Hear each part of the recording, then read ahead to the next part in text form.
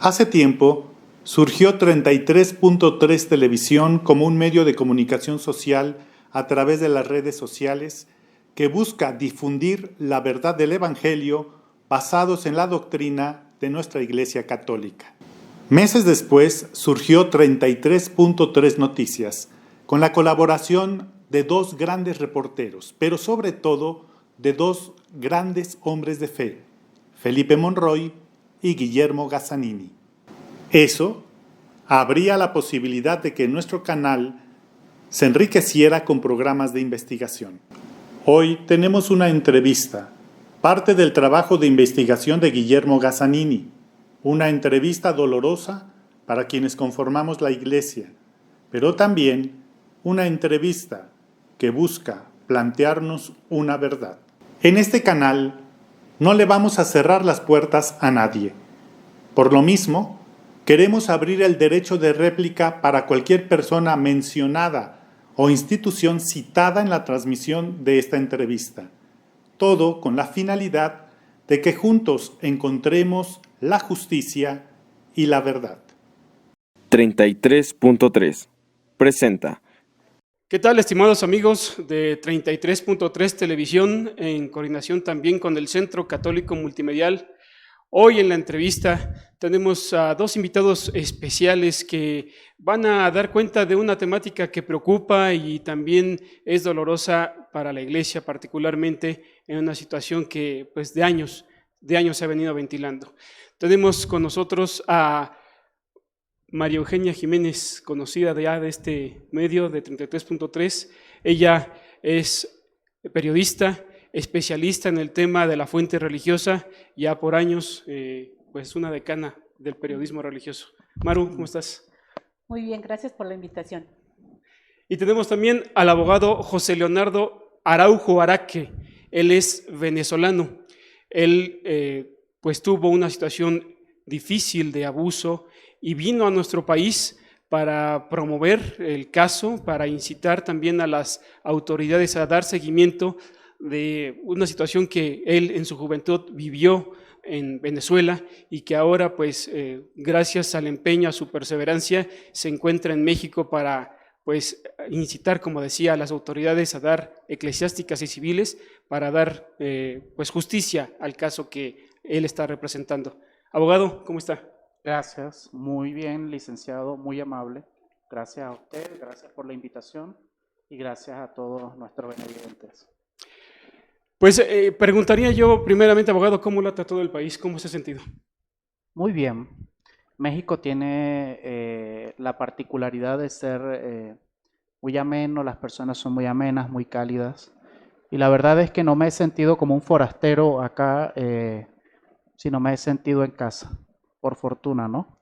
Entonces me he sentido muy bien, muy contento, he probado mucha receptividad por parte de las personas con quien he tenido oportunidad de interactuar y también por parte de los medios de comunicación que se han sumado a esta réplica de parte mía o a esta solicitud de mi parte.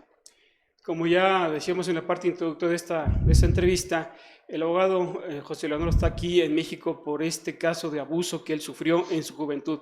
A grosso modo, abogado, ¿cuál es la situación del caso? ¿Qué es lo que está usted dando a conocer a las autoridades eclesiásticas y civiles? Sí, vengo a México para decirle a los mexicanos y para decirle a la sociedad San Pablo que en sus filas hay un sacerdote de nombre Juan Arcadio Huerta Ibarra, tal como lo dije anteriormente, miembro de la Sociedad San Pablo, también conocido como los Padres Paulinos, quien abusó sexualmente de mí cuando tenía 13 años de edad. Este sacerdote, pese a que hay una denuncia en Venezuela, y aun cuando no ha sido formalmente citado, pero consta mediante documentos públicos que yo he hecho llegar a las autoridades de la Sociedad San Pablo, así como a las autoridades eclesiásticas, una denuncia que cursa hoy por ante la Fiscalía 79ª del Ministerio Público en Caracas. Y desgraciadamente, pues hasta ahora la Sociedad San Pablo no ha dado cumplimiento a lo que ha establecido el Papa Benedicto en sus en sus recientes protocolos de colaborar con la justicia. Maru, tú has acompañado al abogado en este caso. ¿Cómo te enteraste del asunto? ¿Qué fue lo que tuviste en primer momento para conocer del caso? Primeramente, yo sigo varios casos que se relacionan con pederastías y sobre todo de sacerdotes mexicanos. Una vez leyendo el internet encontré el caso de él, que él denunciaba a un sacerdote mexicano. Me llamó la atención. Después hubo una exposición en la Basílica de Guadalupe. Yo fui a la exposición de libros. Había un stand de los Paulinos y ahí me encontré al padre. Se me hizo muy parecido a lo que él había estado manejando la información, fotos. Entonces yo le tomé fotografías. Después me puse en contacto con José Leonardo para checar si realmente era el sacerdote que estaba en México, y así logramos comprobar que sí era él el que había abusado y que estaba en México, pues encubierto por la Sociedad de San Pablo. Es decir, como usted lo dice, abogado Maru, este sacerdote es movido de Venezuela, a pesar de que hay una denuncia en la fiscalía de allá de su país, lo mueven a México. Huerta sale en el año 2012 de Venezuela a México, a Estados Unidos. En Estados Unidos se detecta esta denuncia en el año 2019 y su provincial, en cabeza del padre Faustino Esteves, lo traslada desde Estados Unidos a México, a sabiendas de que existía una denuncia penal en Venezuela. Y ahí la situación con la cual nosotros no estamos molestos, porque su deber moral era poner al sacerdote a la orden de la justicia venezolana, indiferentemente de esperar una orden de extradición o de esperar que se genere una alerta roja. Lo cierto es que en virtud de la colaboración con la justicia local ha debido hacer eso y la Sociedad San Pablo no lo hizo. Maru, tú conoces por tus experiencias también en el periodismo y con estos temas a los cuales te has especializado. Tenemos que este sacerdote viene trasladado a México. ¿Qué dicen los documentos o los protocolos de la Iglesia en este sentido cuando se detecta que un sacerdote ha abusado, se tiene la sospecha y es trasladado? ¿Qué es lo que se debe hacer en este asunto? Bueno, lo primero que deben de hacer es entregarlo a las autoridades, que no lo han hecho. Esta era una práctica muy común en los años pasados, pero de las instrucciones del Papa Benedicto XVI, del Papa Francisco, sobre todo, que ha hecho un trabajo en este aspecto, lo debían de haber entregado a las autoridades, lo debían de haber dejado sin estar presentando su ministerio. Sin embargo, los paulinos no lo hicieron. Volvieron a las prácticas de siempre, cambiarlo de una parroquia a otra, de Venezuela a Chicago, con viajes a Cuba, después aquí en México. Pero lo peor es que ya teniendo este conocimiento de la denuncia, dejaron a Huerta seguir practicando su ministerio de culto y además conviviendo con jóvenes, que en la Basílica de Guadalupe yo lo vi con seminaristas a los cuales los estaba abrazando y que además era un jugueteo y que eso no estaba permitido porque él no debería de estar en contacto con jóvenes, sobre todo cuando sabían que habían dañado a un joven en Venezuela. El hecho es que a pesar de todas estas circunstancias, este sacerdote sigue en contacto con personas a las cuales no debería tener contacto. Así es, y lo establecen los documentos que ha dado a conocer tanto Papa Benedicto XVI como el Papa Francisco. Los documentos son claros, pero la orden, los de San Pablo no hicieron caso. Ahora, abogado, usted da a conocer el caso en Venezuela y cómo es que llega hasta México. ¿Quién le ayuda, quién le está apoyando para estar en nuestro país y dar este causa de justicia? Sí. Bueno, mi denuncia que presenté en Venezuela fue en el año 2019 y los medios de comunicación le dieron una primera cobertura a los medios. Mi primer enlace en México fue con nuestra querida Maru Jiménez, quien ha ejercido un trabajo muy loable en este caso mío y el cual yo agradezco públicamente. Y luego mi estancia en México fue a través de la asociación Espes Viva, Esperanza Viva, quienes han financiado y han costeado todos estos gastos con el ánimo y la buena lid en todo momento de colaborar para que se haga justicia y evitar la impunidad en caso de este sacerdote. Y en lo interno, pues para mí significa esto un deber moral, porque tal como Maru lo ha dicho, este sacerdote está sin ningún tipo de restricción, está teniendo contacto con más jóvenes, con más niños, y yo conozco cuál es su modus operandi, y me preocupa que él vaya a abusar de otros niños, así como lo ha hecho de otras personas y lo hizo conmigo. El estado de la causa en Venezuela, ¿cómo está? ¿Qué es lo que ha pasado legalmente? En Venezuela está en la fase de investigación el caso. Hubo algunas modificaciones que fue la Fiscalía General de la República designó un fiscal con competencia plena para que conociera de este caso. Ya se han realizado... Esto pues de competencia plena para los que no sabemos qué quiere decir, abogado. Es un fiscal que tiene competencias en todo el territorio nacional y en todas las instancias, en todos los tribunales, ya sean de instancias, alzadas y ante la Corte Suprema de Justicia, en Venezuela conocido como el Tribunal Supremo de Justicia. Entonces, este abogado, este fiscal está llevando adelante la investigación, se realizaron nuevas pruebas, se evacuaron otros testimonios. Lamentablemente, y esto es muy delicado lo que voy a decir, pero es cierto, el superior regional de la Sociedad San Pablo en Venezuela fue llamado a declarar y respondió que él no tenía nada que decir y que si quería fuera su abogado, cuando él no es parte en el proceso, sino su testimonio es importante para esto. Y bueno, hay pendiente el desahogo de otras pruebas, pero como quiera que forman parte del sumario, no pudiera yo dar más detalles. Pero en conclusión está en fase de investigación y lo que sigue ahora es que se va a presentar la acusación y yo también presentaré una acusación privada ya ante los tribunales para que se inicie propiamente el juicio oral y público. ¿En nuestro país usted ha tenido contacto con autoridades civiles al respecto? No. Hasta este momento no. Pues lo desearía, ¿no? Siempre y cuando esto no implique una violación del derecho, porque mal pudiera yo denunciar a una persona 2 veces por el mismo delito en instancias diversas.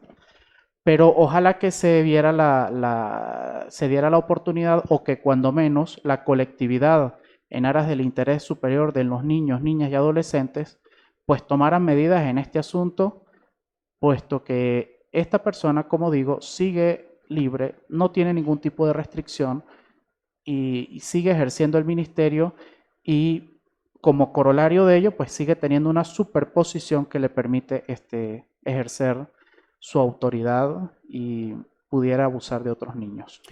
Maru, se ha dicho que estos documentos y protocolos en aras de hacer de la casa segura a la iglesia implica la protección a las víctimas, implica atenderlas espiritualmente y hasta reparar el daño. Explícanos para que el público lo entienda. ¿Cómo debe actuar una congregación en cuanto tenga noticia de un delincuente que presuntamente puede haber en sus filas que haya abusado de un niño? Primero, debe de retirar al sacerdote del ministerio. Tiene que investigar y tiene que darle atención a la víctima. Tiene que tener contacto con la víctima y darle atención psicológica principalmente. Pero además, a la par, presentar la denuncia ante las autoridades. La denuncia civil. La denuncia civil, sí, porque la pederastía es un delito penal, ¿no? Entonces, Manu, hay algunos quienes dicen que no es competencia de la iglesia eso, que esto es otra cosa, que ellos lo separan, pero no les compete una denuncia. ¿Qué hay de eso? Bueno, eso ha sido algo que se ha manejado durante muchos años. Desgraciadamente, la mayoría de los obispos no entregan a los pederastas a las autoridades, pero sus documentos son claros, los documentos que vienen del Vaticano y los documentos que también elaboró la Secretaría General del Episcopado Mexicano, las guías y protocolos son claros. Se tiene que entregar al delincuente a las autoridades civiles porque ha cometido un delito. Exacto. Y desgraciadamente no nada más no se les entrega, sino también no se le da atención a las víctimas. pocas víctimas son las que reciben realmente un apoyo. Y eso ha sido de los últimos años, que se han creado ya varias instituciones al interior de la Iglesia Católica. Sin embargo, las víctimas en México guardan silencio. Ante la falta de justicia que hay, las víctimas no quieren denunciar civilmente y se hacen arreglos con los obispos o con las congregaciones. La mayoría de los pocos casos que se conocen son arreglos que se han establecido. Se les llaman reparación del daño. Sí. Muchas veces no sabemos en cuánto se está negociando, llegan a negociar por 20,000 pesos en algunas zonas rurales o llegan a negociar algunas otras cosas como atención en las escuelas privadas de algunas congregaciones que tienen colegios y universidades. Vayamos a Venezuela. Usted lo denunció ante el arzobispo, al cardenal Porras. ¿Qué pasó con esta situación? Bueno, yo presenté la denuncia ante el cardenal Baltasar Porras. Inmediatamente remiten la denuncia al seno de la congregación en cabeza de las autoridades de la Sociedad San Pablo en Venezuela.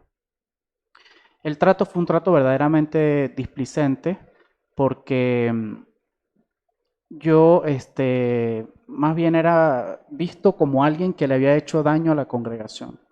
Desde el momento en que yo denuncié, yo no podía entrar allí. Ningún sacerdote me daba la cara, sencillamente enviaba correos y en ningún momento a mí se me ha escuchado por parte de la Sociedad San Pablo.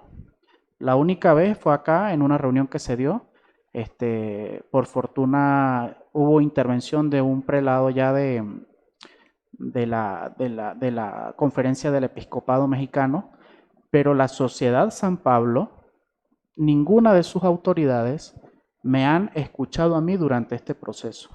Por lo tanto, esa es una de las faltas que han cometido. La segunda falta en mi caso ha sido la negligencia que ha habido durante el proceso. Desde marzo de 2019 hasta marzo de 2021 transcurrieron 2 años. Y en esos 2 años se realizaron una serie de tácticas dilatorias para retrasar el juicio penal administrativo. Por ejemplo, la investigación previa fue hecha sin falta de vigilancia por parte de las autoridades que le correspondía, produciendo un resultado adverso e imbécil, también un resultado que no tenía lógica alguna, lo cual retrasó el proceso. Y luego el padre Valdir José de Castro recibió el encargo en julio del año pasado y no es sino hasta marzo de este año cuando empieza el proceso canónico propiamente dicho. Estamos hablando que desde que usted sufrió este abuso en el año 2002, hasta en este momento tiene un procedimiento canónico vigente. Yo sufrí el abuso en el año 2002 y presento la denuncia en el año 2019. Desde el año 2019 hasta este momento, un proceso que justamente, como lo ha dicho Maru, de acuerdo a los nuevos documentos y protocolos establecidos por parte de las autoridades eclesiásticas, es un proceso que se ha reducido precisamente en aras del principio de tolerancia cero y del bienestar de la víctima. La Sociedad San Pablo no han realizado todo lo posible en tiempos verdaderamente rápidos para dar la justicia que merezco, ¿no? Maru, ¿qué ha hecho la Iglesia en México? ¿Qué ha pasado con todos estos documentos? ¿Cómo se están aplicando? ¿Se ha ya dado pasos concretos? ¿En qué punto estamos en la Iglesia Católica Mexicana? A ver, hay algunas diócesis, arquidiócesis que han elaborado sus protocolos de acuerdo a las guías que les estableció el Episcopado Mexicano. Han creado sus comisiones de protección a menores. Desgraciadamente se desconocen en casi todos los casos. No todas lo tienen. En el sitio del Episcopado Mexicano hay como 50 que aproximadamente los tienen, pero uno los puede consultar y nada más encuentras el documento de que creamos y lo integra un psicólogo, un abogado, un sacerdote, bueno, nada más. Operativamente no se les ve el trabajo, porque muchas diócesis incluso están obligadas a tener en su página web el teléfono de contacto para que las víctimas los puedan contactar y la mayoría no lo tienen. Tenemos un caso cercano, la diócesis de Querétaro del mes pasado detuvieron a un sacerdote en conferencia de prensa el vocero dice que sí tienen la comisión, pero que ese caso no lo van a atender, porque ese caso data de 1996, no, del 2016. Y la comisión se creó apenas en marzo. Entonces, los casos del pasado no los van a atender, es decir, no van a atender a las víctimas. No solamente se trata de que ya detuvieron al sacerdote, no por el trabajo de la iglesia, sino por las autoridades civiles. Simplemente no le van a dar atención a la víctima porque es un caso que se dio antes de que se creara esta comisión. Y todas las comisiones se han creado del 2020 para acá, ¿no?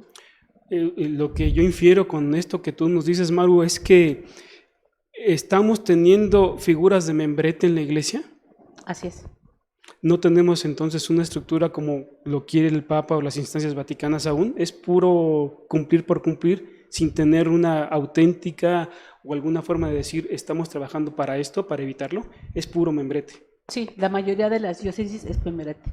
Hay algunas como la Arquidiócesis de Monterrey, incluso la Arquidiócesis de México, que han realizado un trabajo. Sobre todo yo conozco más la de Monterrey, que han sido más abiertos, que sí realmente están atendiendo a las víctimas, pero la mayoría de las diócesis no.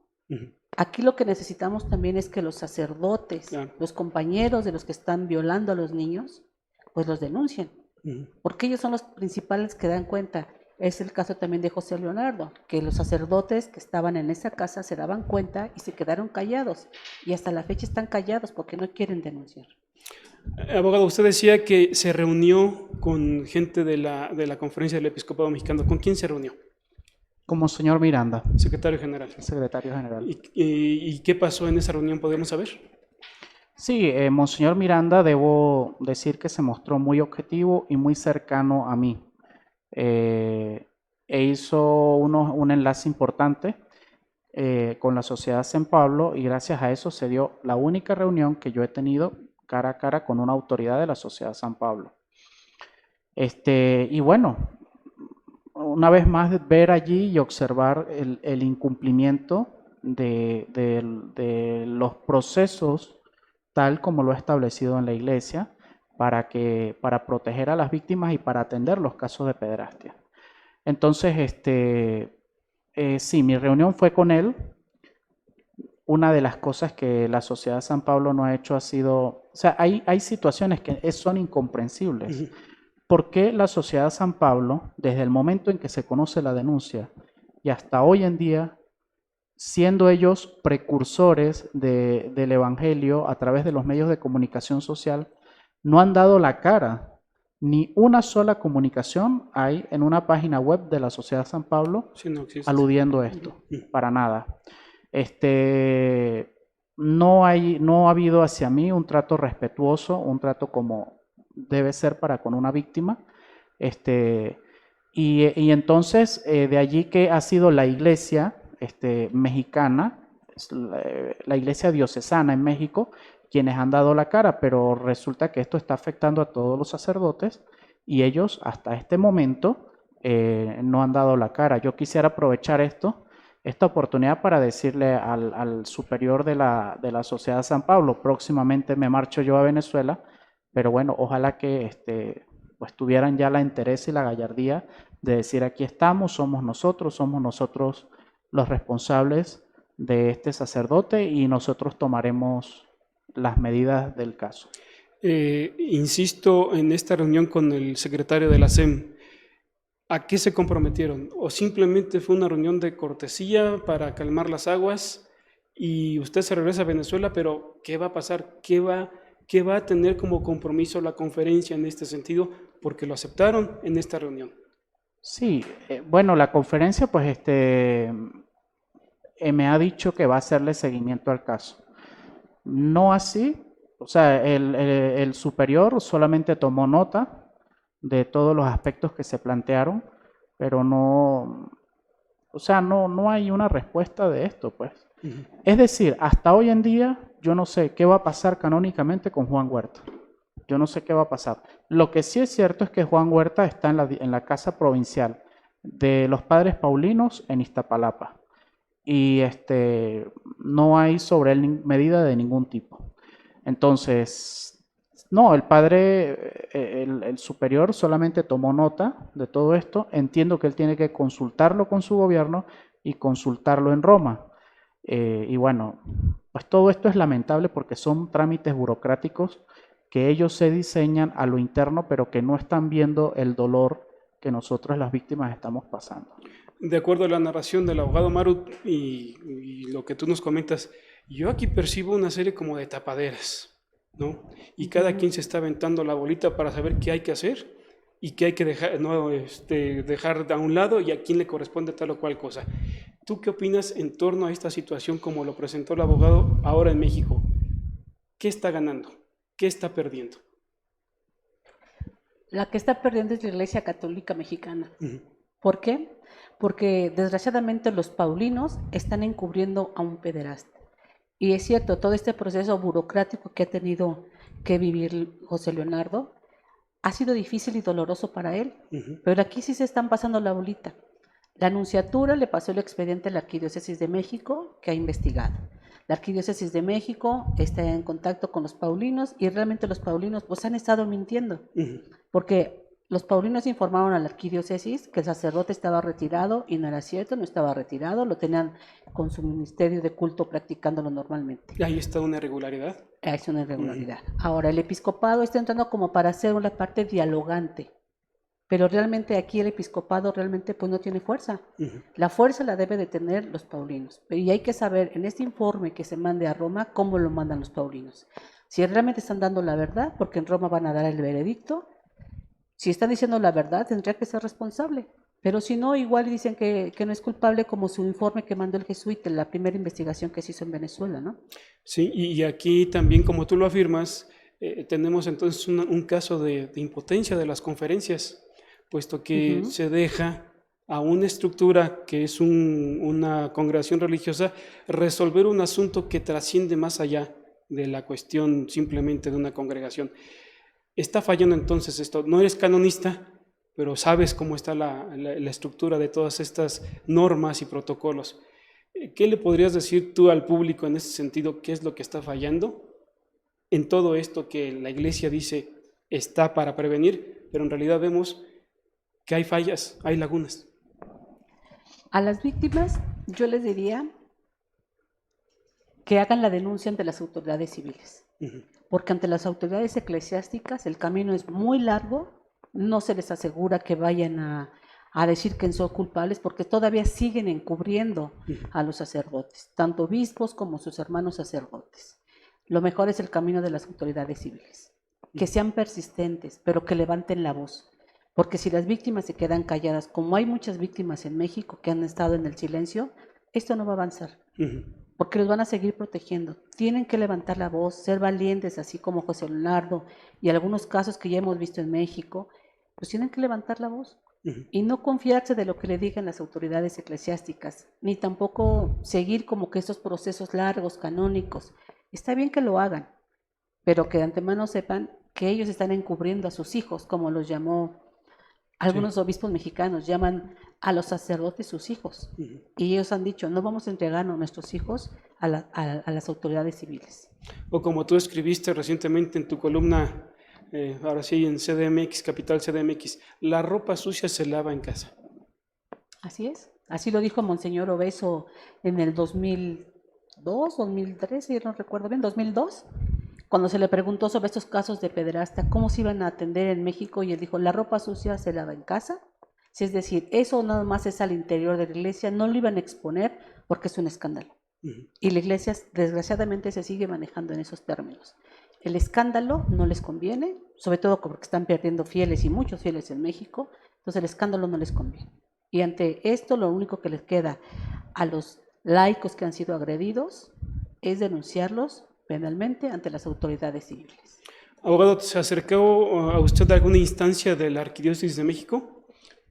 Porque supongo que el caso tuvo que haberse radicado aquí, puesto que Huerta está domiciliado, bueno, está protegido en el territorio de la Arquidiócesis. Sí, la Arquidiócesis de México o los representantes del Tribunal Canónico de México desde marzo entraron en contacto conmigo. Porque desde marzo es que digamos, ya propiamente se inicia el proceso. Repito, no entiendo por qué no se había iniciado 2 años antes, pero bueno, en ese momento es que se inició el proceso. Ellos han estado en contacto conmigo Y bueno, hasta ahora no hay decisión. Ujú. Y yo tampoco puedo decir, bueno, va a ser favorable o no va a ser favorable, o la decisión va a ser mañana o no va a ser mañana, o ahora entiendo que esto va a Roma, nuevos procesos burocráticos en Roma, y entonces, pues bueno, sí se han acercado, pero, o sea, no hay contundencia, pues, Ujú. no hay contundencia. Emitieron un comunicado luego de la rueda de prensa, Sí. pero bueno, que hemos hecho esto, que hemos hecho aquello. Sí, no lo estamos negando. Nadie ha negado eso. Pero necesitamos contundencia. Y la contundencia se ve en los hechos. Presenten a Huerta en Venezuela. Aquí está, vayan las autoridades. Saquen la decisión. Den la cara ante mí. Den la cara ante mí para poder hablar y poder ver, bueno, cómo podemos resolver esta situación, ¿no? Inicien sus protocolos de protección a los menores, porque eso evita las nuevas recaídas por parte de otros sacerdotes en estas situaciones, ¿no? O sea, las garantías de no repetición. Exactamente. Pero no hay, digamos, hasta ahora lo que se ha ido es en conversaciones, escribimos correos, el proceso tal, pero no tengo un solo elemento ahora agarrado de la mano para yo decir sí, la iglesia ya escuchó y me dijo esto.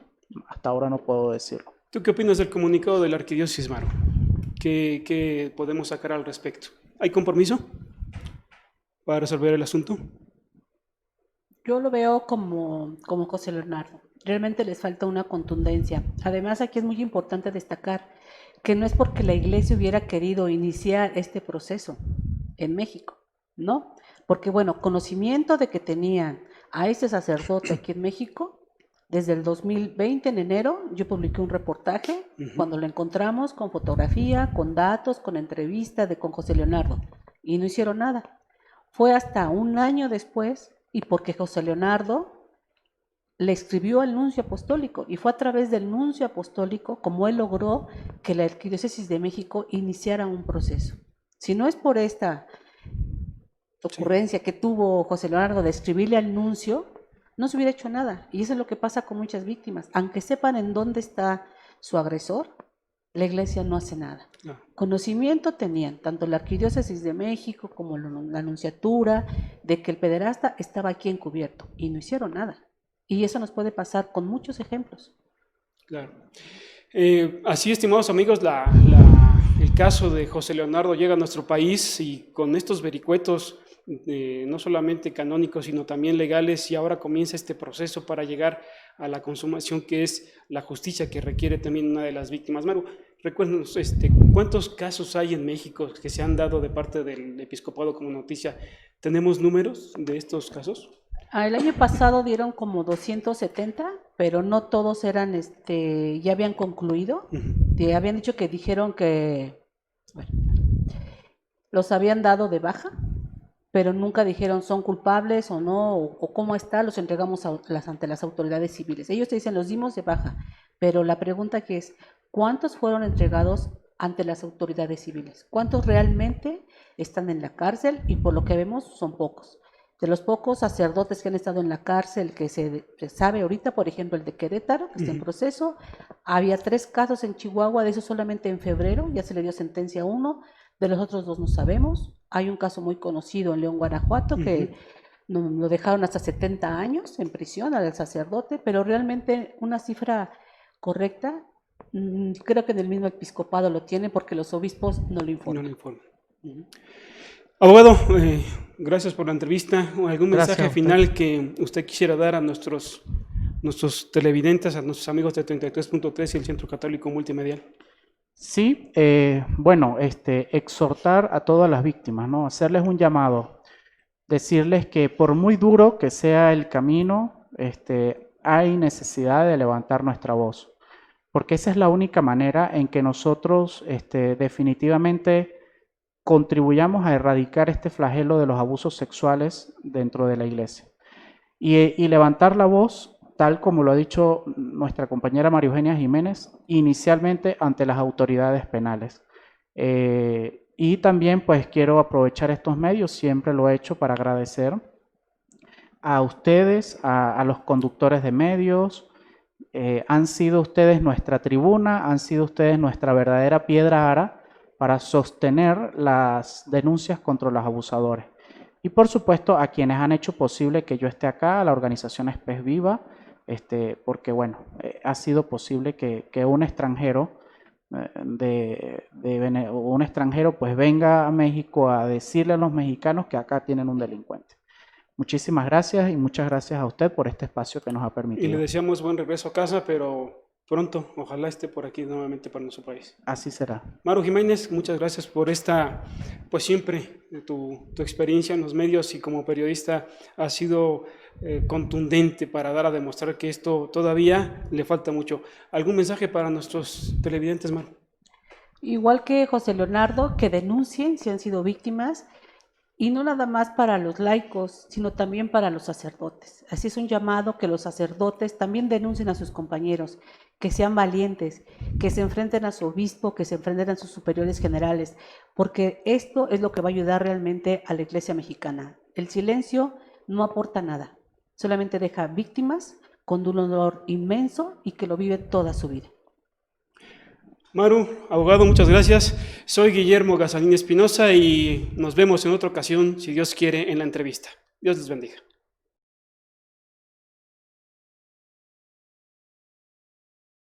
33.3 presentó.